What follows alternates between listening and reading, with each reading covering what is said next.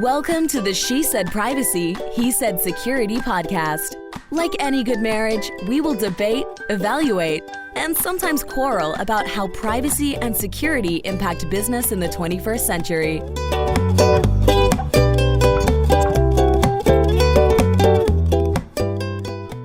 Hi, Jody Daniels here. I'm the founder and CEO of Red Clover Advisors, a certified women's privacy consultancy. I'm a privacy consultant and certified informational privacy professional providing practical privacy advice to overwhelmed companies. Hi, I'm Justin Daniels. I am a shareholder and corporate M&A and tech transaction lawyer at the law firm Baker Donaldson, advising companies. Basil would really like to join your intro. I'm used to it. He outranks me. Advising companies in the deployment and scaling of technology. Since data is critical to every transaction, I help companies make informed business decisions while managing data privacy and cybersecurity risk.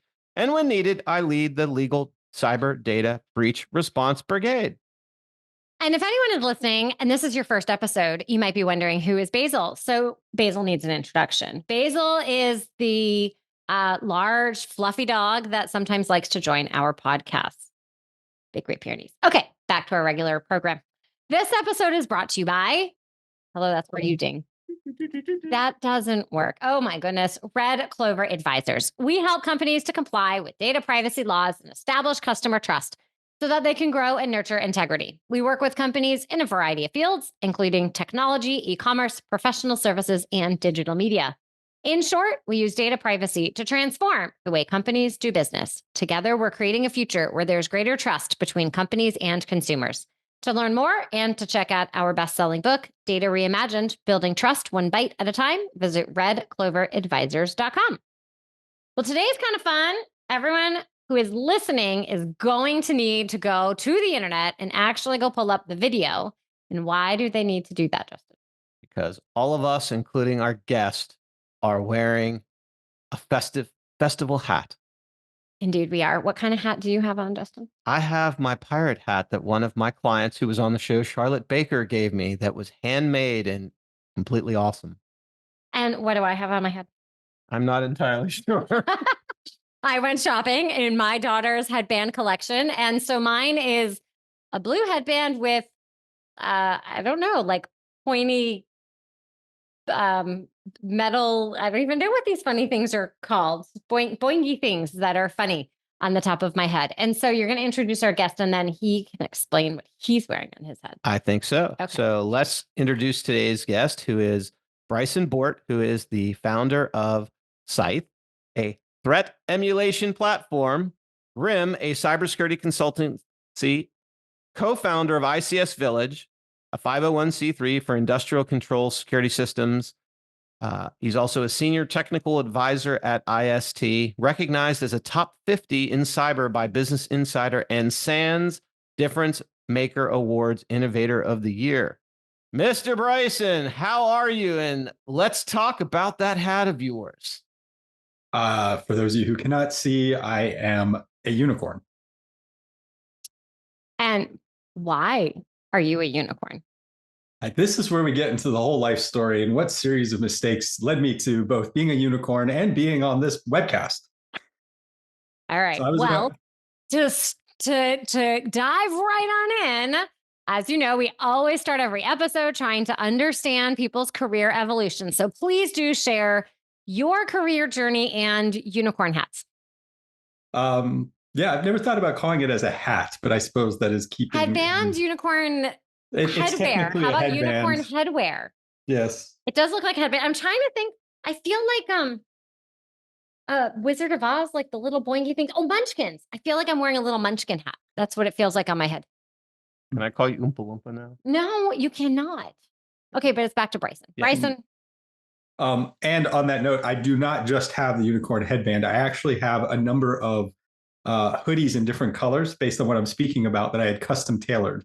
So I have white, black, red, blue, and purple, depending on what I'm discussing. So it's not just headwear. Well, I look forward to hearing more about this because purple is my favorite color, and I'd like to know when the purple one gets pulled out. Ooh. So yeah, I was an Army officer, as you can clearly tell. Mm-hmm. And I was medically discharged during the war as a captain. I got hurt.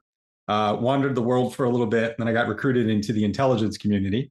I helped build a number of teams in the counterterrorism mission, which is where I got the nickname GRIMM. And in January 2013 is when I created the consultancy GRIMM, because GRIMM sounded like a lot cooler name than Bryson's consultancy. That sounded kind of dorky, but GRIMM was cool. And I also discovered that the logo was actually like a Rorschach test, because folks that were interested in working with us, which was a very niche offensive consultancy, they got the humor, and this matched. This was actually a collaboration I did with a graphic artist from the video game company Blizzard. And in 2016, Target, whom you've all known and shopped at, and I always love the story of Target because the breach in 2013 changed the industry's approach to cybersecurity. After that, it was, okay, whoa, we need to do a lot more. The nerds need a blank budget in some cases to solve real problems and inherent risk. And that's where I'd like to point out the Cambrian explosion of investment happened, and why we see all the different approaches and solutions in the market. Where I come into this story is in 2016, Target came to me and asked me to build them a one-off tool to test their defenses. I was a little surprised, and I was surprised there wasn't anything on the market that could do that. So I came back to them with the idea of, well, what if I could build you a platform of unlimited? You could emulate, you could simulate any kind of adversarial payload or behavior, right? You want to be the GRU, you're the GRU. You want to be that particular Chinese PLA unit, you're like that. You want to be Bulgarian ransomware, you can do that too. They thought that was great. I thought that was great. And I asked to keep the intellectual property. And then I spent 2 years co-developing it with them. And so my idea at the time was, we called it Project Crossbow, which was a play off of Target. And the idea was that we would have GRIMM be people and SCYTHE be the tool. And so when I realized I needed help, and I brought in Ron Gula from Tenable and Dmitry Operovich from CrowdStrike on my board to spin out SCYTHE into the market, I wanted to replicate this success of the logo, because this was such a memorable logo. It's really a textbook example of how to create something that sticks in the mind. We used to do an annual t-shirt contest at DEF CON, which is the largest hacking conference in the world. And I came up with the idea in 2017 of a little cartoon Grim Reaper riding a unicorn. So I just thought the juxtaposition was really, really funny. And the design just blew up.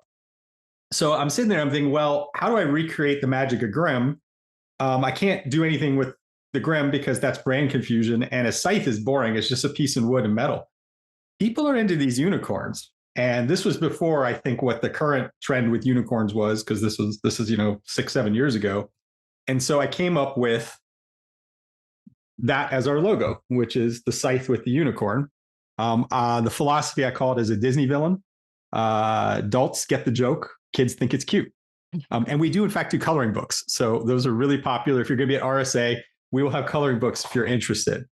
So where does that transcend into me becoming the unicorn? Until I decided to launch the product company, I was not a public speaker. And I realized it's easier to sell a product when the first question isn't, who are you? So I set out to actually go and become known, as well as I wanted to drive a lot of the gaps I saw in the way that we looked at risk assessments in the industry. Because my view 6-7 years ago was we were going down a wrong path with a lot of nerd-driven thinking of, let's do something that's cool, not necessarily what does an organization or business need to fill in its gaps. And so the first time I actually dressed in costume, which Justin, I think you'll appreciate, was a military keynote. So I was the day 2 keynote. Day 1 was an admiral. And they said, it's going to be the next day. It's the morning. People are going to need to be woken up. Come up with something different. I have a lot of bespoke suits. I actually dress very nicely when I'm not in my unicorn garb. And so I came out in a tailored black wool suit, black shirt, black silk tie, red pocket square. I had these really nice black and red Italian leather shoes and wearing devil horns. And so what happened is they announced me up on stage, and I'm not up on stage. And everyone's like looking around confused. And I start walking from the back of the audience with, I remember when I woke up 6,000 years ago in Samaria. And I use that as an entire metaphor, visual metaphor for the threat. And what I learned from that talk was people were so terrified or confused, both work. Nobody looked away from me for the entire talk. I'm used to going to these talks and you see people, they're looking at their phones, they're like playing around, they're doing other stuff. Everybody was too either scared or confused to look away for the entire talk. And I, of course, was completely terrified that I was going to look like an idiot, but it worked. And so after that, I slowly started stepping into different versions of the unicorn and a very slow testing the water kind of the way. And now I've fully embraced it. And it is a full alter ego that I use for great effect. One of the benefits I found to it was I can talk about some very complicated things. And because I look a little silly as a grown man in a unicorn, it makes it a lot easier to digest. What an incredibly unique story. I've learned so many tips and I love public speaking. You can always learn something. And this is not going to be just an episode on great security, but also how to connect with people where they will really pay attention. And what a fascinating story. Yes, that's how I met Bryson. I was at a thing where I was speaking right. Yes, after he went up, I went up in full pirate regalia, which people didn't expect the next day. But I really enjoyed his presentation because this guy's up there in a unicorn. He's like talking about all this cool stuff. Had to go learn more. Indeed. Yes. All right.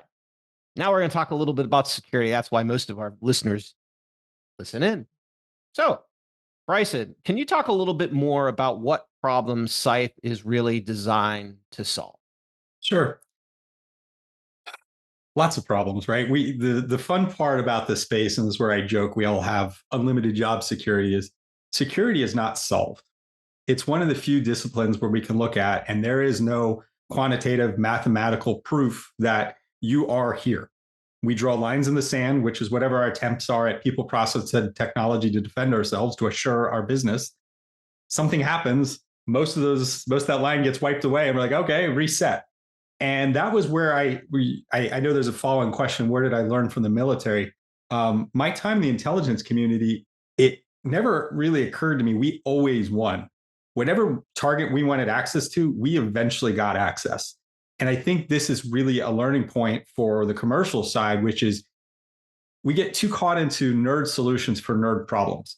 And we forget there's all of these other ways that are not technical to help be a part of the attack sequence to break in, to do whatever, and to accomplish the objectives. And so that's a lot of where this stuff misses. And so that in summary means security is defined by the threat. Some malicious actor with capability and motive, and the malice, wants to do something to you. What actually would happen? And that's what the SCYTHE tool does, is we allow you to safely do in your production environment that realistic signal. You think of security as a data science. Instead of constantly trying to figure out all the things that you can control, figure out the edges where they're doing their things, and then from there build off of that. You can really build up your protection, detection, and response. And so that's what our tool does.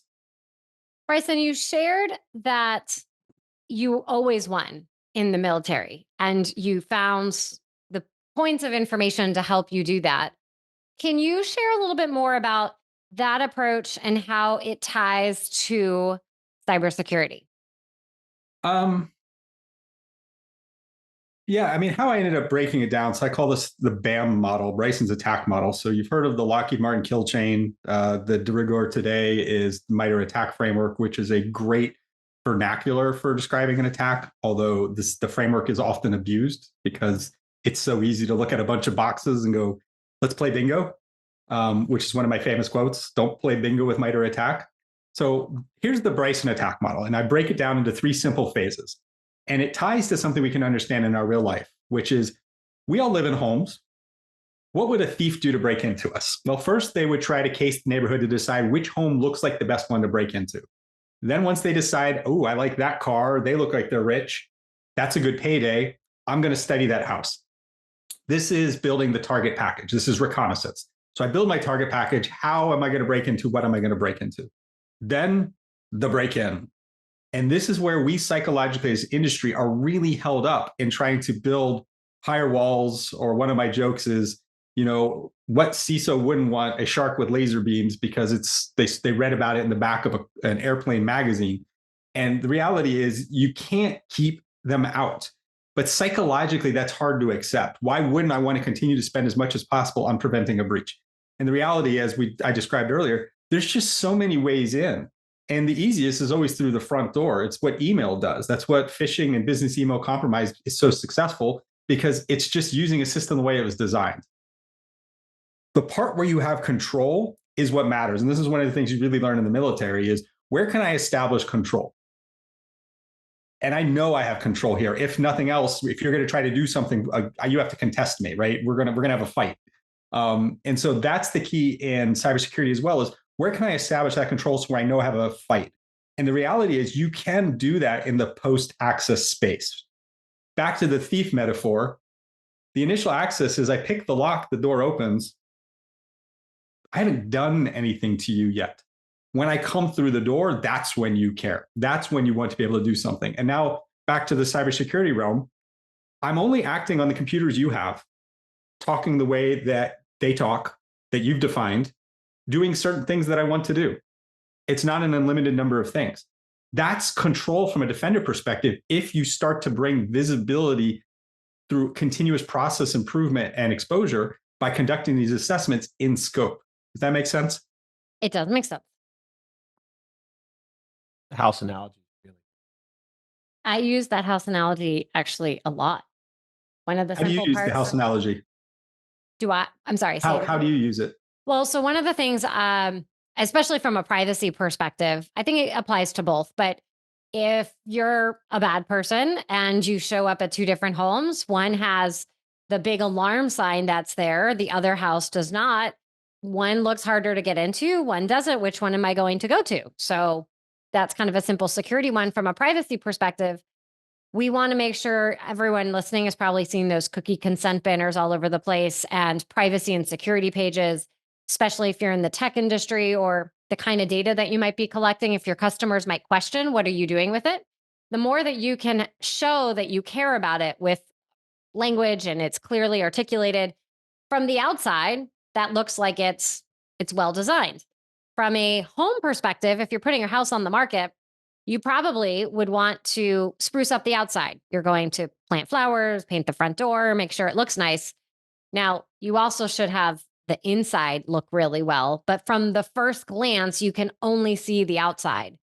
If your outside exterior looks terrible, I'm going to pass right over your house. If your outside looks terrible from a privacy and security perspective, then I might think you don't take it seriously enough to have it well designed and communicated here, or you can't even comply yourself with these privacy laws and requirements. Why do I think you're going to protect my data? Mm-hmm. So two different ways. I surprised you. No. I like the castle for defense in depth, but I'm listening to what you guys are saying. So, so Bryson, as you alluded to, you have a very pronounced military background, and the Israelis have Unit 8200. Obviously, the United States has a robust cybersecurity arm. Can you talk a little bit to our audience and share about how a military background in particular changes how you might approach cybersecurity? Just in listening to you talking about reconning a house and getting through the door, I can tell you just have a different perspective. Could you elaborate a little bit more on that? It's really interesting. Sure. And I'm going to also defer to you helping me do that, because I'm so inculcated in it. I don't think about how I think is different. So please feel free to help pull it out. But we talk about the cybersecurity skills shortage. So I'm going to talk high level. And I don't know that I necessarily agree with the numbers that get bandied around, but I don't think there's any question we have negative unemployment in the space. And the greatest skilled folks that are put into the pipeline every year come from government and the military, because there's just so much demand in such a consolidated way. And both the government and the military really go out of the way to spend a lot on training. So you're getting folks of a certain ilk. And I think that's where we see a lot of the blend in what I would call the militarization in process and verbiage that we see, the vernacular that we see in cybersecurity, because of that crossover and so much of a mass in it. And then I guess the final piece is, as you noted, is I have a very objective, attack-oriented mindset and how I look at things, because that was my job before. Is everything that I was given was a mission to go into the real world with an adversary or adversaries and accomplish that mission. And so it's naturally the way I think. And until you noted it, I never really considered that as different. It's just always the way I've been trained since I went to West Point. Speaking of training, do you feel that there is a gap in kind of regular corporate training to maintain all those skills? And is there anything that you think companies on the forefront from a training perspective are doing really well that we could share and help, no pun intended, educate the rest of us who might need to learn some of those other training ideas? Yeah, I'm going to be a little counterintuitive and contrarian with my response. I don't think the amount of money and time we're pouring into harassing employees to be smart about cybersecurity is the right return on investment. If you think about it, when's the last time you went through one of these mandatory 30 to 60 minute annual trainings, right? You just get through it. You ignore it. It's so boring. It's not interesting. And I think that really speaks to the best security that I see as a process. Compliance is an existential foundation. Security is the process that we're doing on it. So what could be that process to be more engaging, more educational, and more a part of their life? I think that's a security champions program. First of all, it means security is not the isolated culture of no. We're not those folks who come in afterward and are like, why didn't you think of asking us beforehand? Well, let's try to be more organic. And so what a champions program is doing is what it sounds like. Let's get champions from other functions who want to voluntarily participate in getting extra training and attention with us. And they've already nominated themselves for it. So extra training is something they're going to be interested in. You're going to be giving them more than the 30, 60-minute boring training. This is one of the things I like to point out with Purple Team exercises, which is the collaborative milestone-driven emulation exercises. So we plan, we execute, and we fix everything in a very open, collaborative manner, with that signal being actual threat procedures that we do. Well, why don't we invite our champions to be a part of those things? What better way to learn than to actually see how our company catches, responds, and does things to a true threat? And this doesn't need to be a week-long exercise. This is the kind of thing you can do in 2 to 4 hours with some free pizza. And now what you have is you have these champions who now exist in your culture, who are there to represent on behalf of you and answer questions and help funnel requirements to any of those things that they're seeing. And it becomes a much more organic process. Again, security is a process versus, hey, the checklist approach of you did 30 minutes of training. I like security champions. I like privacy champions. Maybe the privacy and security champions can work together. Exactly. That would be a great use of the champions approach for the data privacy. There you go, Justin. Go ahead. Say your favorite phrase. Yes. As I like to say in the technology world, privacy and cybersecurity are the peanut butter and jelly of the technology world. Actually, giving an additional throw out on data, have you heard of the concept of data care from the Gulas? I am not as familiar with that. So Ron and Cindy Gula from Tenable fame, they kept looking at the problem of how do we get a broader societal interest in cybersecurity? And the idea they came up with is everybody has data. We individually have some understanding of data. And so it's not a question of cybersecurity as so much it's a question of data care. And that the idea being is that's something you as an individual would care and buy into. And so that's been an initiative that they've been advocating. Good to know. Thank you for sharing.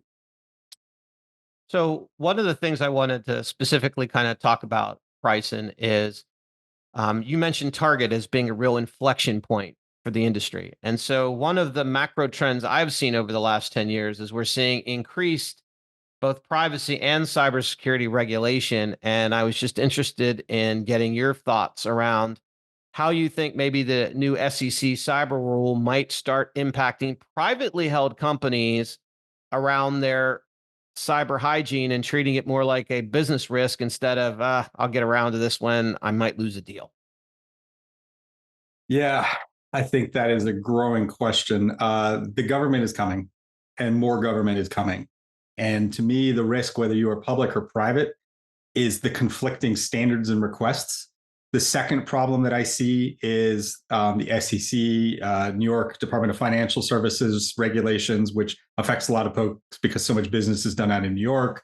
You now have CERCIA, which is out for draft commentary from the Department of Homeland Security, Cybersecurity Infrastructure Security Agency. And all of these are putting very tight deadlines on folks for things.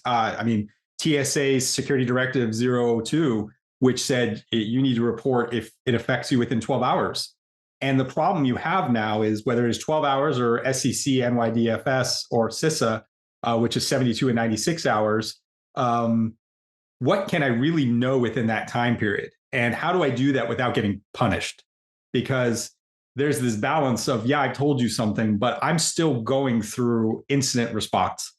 I'm in a high stress situation. I'm concerned about business operations, and somebody is actively doing something in my environment. And that's, again, an area where cybersecurity is so unique. We already have a history of business continuity planning and disaster recovery as organizations against hurricanes and bad weather. But whatever happens there is, it's called acts of God, as we put it into contracts. Well, in this case, you have a sentient, malicious actor. Not only are they thinking and going through their own OODA loop of what do I see, what do I adjust, they're also trying to get into your OODA and communications loop so they can even get inside your thinking to get to change before you even make an action, just because they can see what your thinking is. That's a really hard problem, right? That's a hard problem. And so now I've got these different requirements. I'm trying to put stuff out there and at the same time fight a fire inside my organization where I'm learning as I go. So I think it's putting companies in a difficult position. The final thing I'll say on that is the theory, and I say theory because even though they've said that this is what they want to do, things change, is that government is collecting this data to have better data-informed regulation coming. Because most of it right now is just collection. There's not a regulatory component for the most part. There's no penalty unless you really are violating materiality in what you're talking about. And so the hope is that that leads to smarter regulation, but I'm going to remain skeptical until I see the smarter regulation. Well, Bryson, I had another follow-up based on what you were saying, and I'm just curious for your opinion. I see a lot of heated debates in different cyber circles about what you think would happen if the government just said, you know what, we're going to simply outlaw paying a ransom if your network is encrypted. I'd love for you just to share what your reaction is to that idea. Yeah, so this debate has been the fact that clearly ransomware and cryptocurrency are tied together. And thereby banning the cryptocurrency component, we can miraculously make ransomware less. It sounds good. I'm not sure that's true.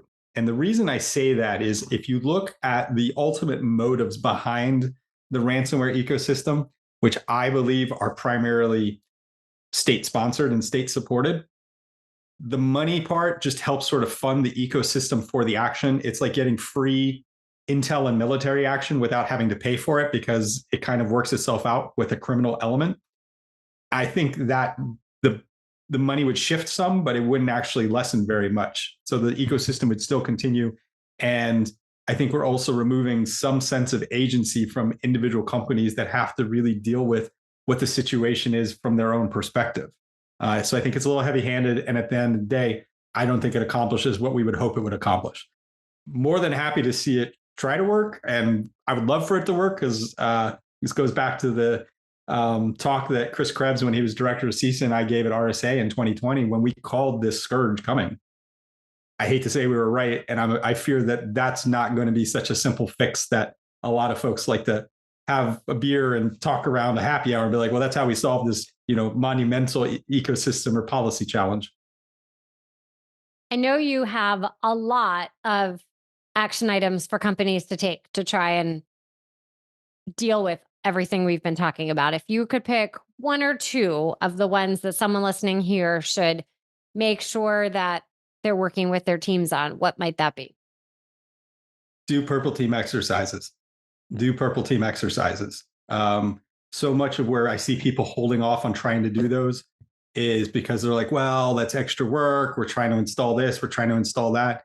The advantage of a purple team exercise is whatever change you're trying to implement, whatever isn't working or is working, it lets you see that. And you learn that. And so if you're installing something, it's the process to really operationally qualify that there's a level of assurance of what it's going to do or not going to do. And so that is a just fantastic process. Most people get concerned about that because like, I don't know how to do that. We created a free Purple Team exercise framework. If you go out to GitHub, search Purple Team exercise framework, and it's not just my company. We had a number of folks throughout the community create that. That's the process. If you're going, I don't know how to do threat intelligence to do that, not a problem. There's free threat intelligence. Go to MITRE attacks page. There's a groups section. Do a text search on that web page for your industry, and it will list every campaign, actor, tools, and exactly what they did, free threat intelligence. Then the last question is, well, how do I actually do offensive stuff? That sounds really complicated and scary. There is a free tool for that too, Atomic Red Team by Red Canary. All three things, how to do the process, how to get intelligence, how to use that intelligence to drive actual procedures in your environment are all available for free. Once you got that under your hood, you're going to have a fantastic process for, again, training, educating, validating, building, tuning, improving. And again, in this environment where we don't just get free budgets to keep growing each year as security, you can also rationalize things because you can show that they aren't working. That's what I would recommend to everybody. Those are really good tools that are available. We'll make sure that they are. Free is always the best price. Free is always good. Everyone likes free. So Bryson, when you're not thinking about purple teaming, unicorns, and your public speaking, what do you like to do for fun? Well, I joke, people have hobbies. My hobby is my nonprofit, the ICS Village. We have our own policy conference, the 7th annual one called Hack the Capitol, coming up in May. It's 3 days. Back on the training question, we got a philanthropic grant from the Gula Foundation last year to build out hands-on industrial control system training. Going to the fact that we don't think folks need a degree. This could be an apprenticeship or a trade. We're actually building that. And we're going to be debuting that on the 29th of May. And then 2 days of policy conference. We already have Jen Easterly from CISA committed. She's going to be doing a recording because she's out of the country. And then Representative Brad Finstad from Minnesota is going to be in person and speaking. And we'll be updating you with more VIPs in our schedule as that comes. So that's mostly what my hobby is. I did during COVID, since I couldn't travel so much, I did launch a cooking show for 3 years called Unicorn Chef. We raised over $40,000 for charity and published about 160 episodes and recipes with folks throughout the industry. So would love to have the time to get to do some more of that. Did you have a favorite recipe? I'd say my favorite episode is actually the first one with Chris Krebs. He is the director of CISA at the time of this episode. And what made it so funny is clearly Chris liked to cook. And so he wanted to show off. And so he kind of tried to do too much at once. And so you just watch an hour of this guy who is a very senior person in government trying to keep it together as he tried to bite off more than he could chew, no pun intended, in the episode. So that's my favorite episode. Okay. The oyster crisps were, I thought, really delicious as well, which he taught in that episode. All righty. And if people want to connect, where should they go? For what? For you. For me? We're going to let them look at their oysters online. I mean, you Google Bryson Bort, you'll find everything. I'm pretty well known and I'm everywhere. Okay. Well, Bryson, thank you so much. This has been one of the most fun episodes. I love our hats. Do what I can. Thank you so very much.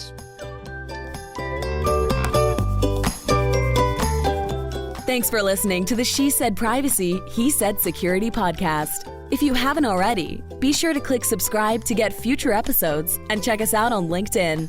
See you next time.